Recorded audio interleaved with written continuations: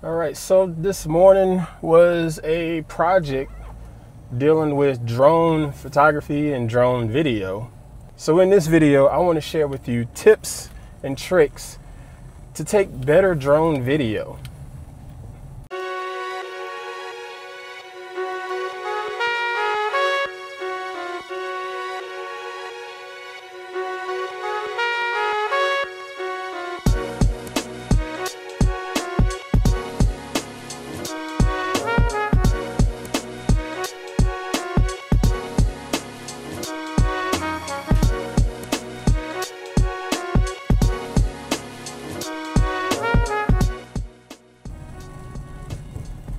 Hey, what's going on, everybody? Pruitt here. Hope y'all are doing well.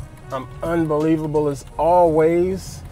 And today's video, I wanted to talk about a question that's come to me several times as far as just creating drone content. And I want to try to clear up some stuff as far as how you can get the most out of your drones. A lot of people seem to think that since you got a drone, you're gonna just take some pretty outstanding shots right off the bat because you got a different perspective. That's somewhat true. The key with drone video in particular is it's the same as it goes for whether it's smartphone video or video with a cinema camera. It's all about the composition. It's all about planning out the shot. Just because you have some fancy 8K camera, that doesn't mean your videos are going to be great by default. You still have to coordinate and plan your composition. One of the big misconceptions with drone video is the fact that you can take those things up to 400 feet altitude and shoot from there. I gotta tell you, that's pretty boring. You don't necessarily have to get super duper high on the altitude with your drone shots. Just understand what exactly you're trying to shoot.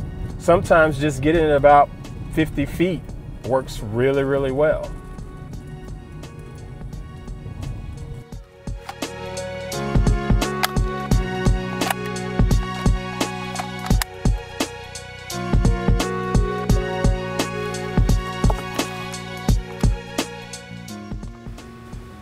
Well, I wanted to film the rest of this video in my office, but it is filthy right now, so I decided to come outside.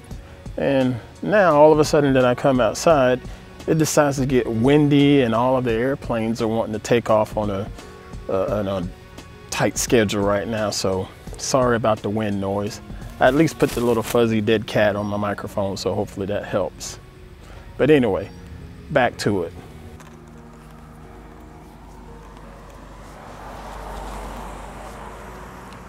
Okay, so my first tip is to make sure that you have some type of lanyard with your controller. Now, if you're using one of the lighter weight controllers, that's okay, but I still prefer to have some type of lanyard to hook it to your body, because some of the movements are not gonna require the same type of grip when it comes to getting really nice cinematic footage. Now, yeah, you know all about getting a nice panning shot or zoom in or dolly in or a dolly away, and all of that's fine and dandy, but it's all about control and it's all about understanding the surrounding spots in your frame and framing it up just right so you have a beautiful composition. What I like to do with some of my shots, especially if I'm dealing with, say, a suburban area or a neighborhood like where I am right now, I like to fly roughly about maybe 20 feet, 30 feet at altitude and go down the middle of the street. It gives you a whole different dynamic as far as speed, as well as just what's going on around you. And it's a nice, beautiful shot because you have the gimbal and it's keeping everything nice and steady and smooth. If you want to go any higher than that, I recommend going up to maybe 70 feet, but instead of flying with your camera straight ahead, tilt it down about 20 to 30 degrees and you'll get a different angle and a different point of view. If you want to go up any higher than that with your shot, say roughly maybe 100 feet, If you're gonna go up that high, tilt your camera all the way down to 90 degrees and have it as a beautiful overhead shot. Now the key with that is the smooth, slow movements of the shot, okay? So if you're gonna film with 90 degrees, try to use your guide sticks, not necessarily as you would like a regular controller. I recommend trying to hold your sticks this way instead of that way, because I seem to get a little bit more control when I'm holding it that way and need to be a lot more precise with my movements.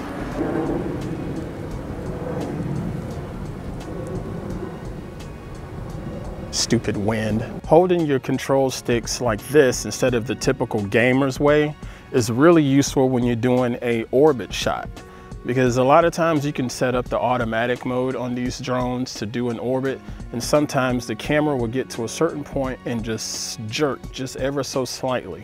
If you're doing the controls yourself, you have a lot more control over that particular jerking action that your camera could do as it tries to tilt and rotate on around the subject. So again, it's all about understanding the sensitivity of your control sticks and just guiding it gently. Don't have to go fast with this. If you need to speed it up in post. Lastly, I'd like to take a look at actual camera movement while you're flying through the air with your drone. You can tilt your camera up and down during your flight, but I'm gonna go ahead and tell you, this takes a lot of practice. First, figure out what your point of interest is going to be, and then figure out your actual attack to get to that point of interest.